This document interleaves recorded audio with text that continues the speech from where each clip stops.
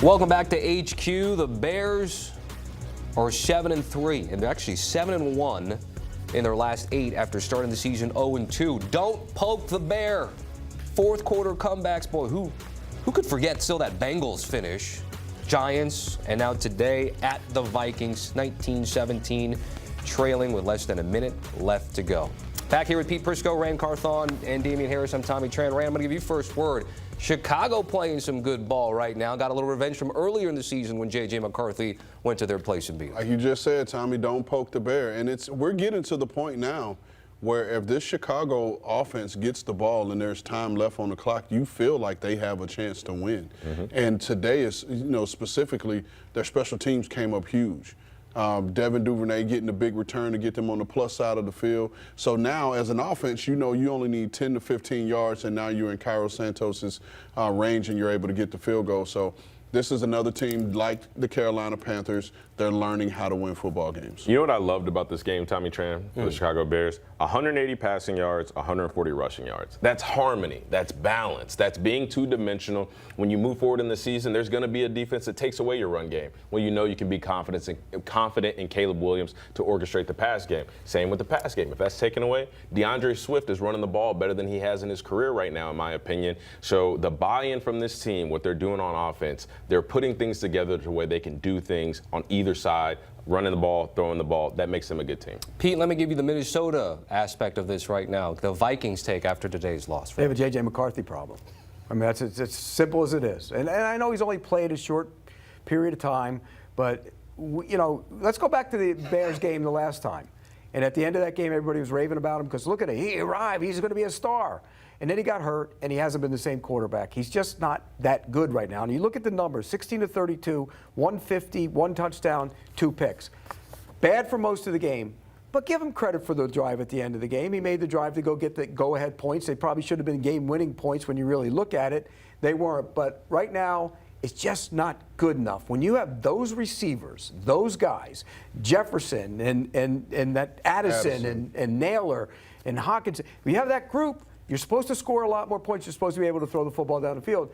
And remember, Sam Darnold wasn't good today, but they let him go out the door. Daniel Jones was in that building. They tried to keep him, but he's now in Indianapolis, and they have J.J. McCarthy. Are the Vikings? That's a legitimate question.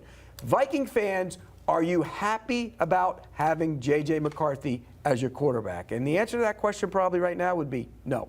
Looks like Justin Jefferson feels the same with that frustration he was showing today. And again, that's not to throw on J.J. McCarthy. That's just more about when Pete says they have a quarterback problem. We saw the frustration of their number 1 receiver today, so it's evident. If we talk about the NFC North, we know the Lions are in action right now. The Packers did get the win at MetLife against the Giants. Pete Prisco, throw it back at you. Josh Jacobs was injured in this game, but Jordan Love came through at the end when they needed him the most. Yeah, and it wasn't pretty. I mean, but this is the kind of game, we go back a couple weeks ago, they lost to Carolina at home. You have to win these kind of games, and they found a way to get it done. They still have a lot of good football left in them. I believe that. I don't think we've come close to seeing the best of the Packers. It's still to come. This wasn't one of their best performances, but you found a way to win a game on the road, and that's all that matters. But how long are we going to be waiting? Until you get guys back. How long are we going to be waiting? Because Josh Jacobs hasn't been hurt all year. No, but here's part of the problem with their offensive game plan. They run the ball too much on first down, and they did it on Monday night game, and you got to get away from that. You got to get to where you're playing to score points rather than protect the quarterback. Let me ask you this, the same way I would ask Green Bay Packers fans. Just, are you confident that Jordan Love can get you there? When he plays free and loose, I think he can. I think when they put him in obvious passing situations, not going to happen. Okay. Jordan Love left the game for a little bit. Malik Willis actually came in and had a touchdown himself. Rand, quick thought on the Packers here? Yeah, I'm just ready to see what this team is going to look like in its totality when everyone is healthy. Because to me, it's too many moving parts at this point for their offense in terms of who's healthy, who's in, who's out. I want to see what this football team is going to look like in Week 14, Week 15, when they should have all their guys back. I'm still not completely sold from the standpoint of this offense being able to, take a strong hold, especially once you get into the tournament.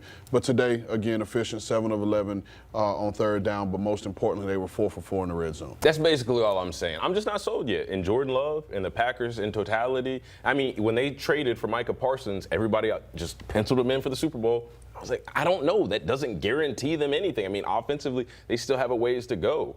That's my point. I'm not confident yet. But I also don't think that we should be so on the train of, oh, well, when they get all their players back, when they get healthy, it's gonna click. We can't expect every team that goes through injuries to turn into the San Francisco 49ers when they get players back and then all of a sudden they just start scoring a lot of points, winning all their football games. Like, that it worked out well for them, but we can't guarantee that for every team. No, philosophy has to change. Yeah. I'm sorry.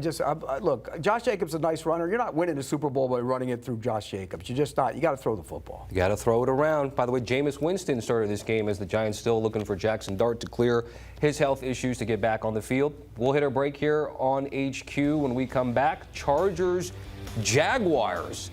Get the fellas' thoughts on Jacksonville's victory over the Bolts in the fashion of a 35-6 final.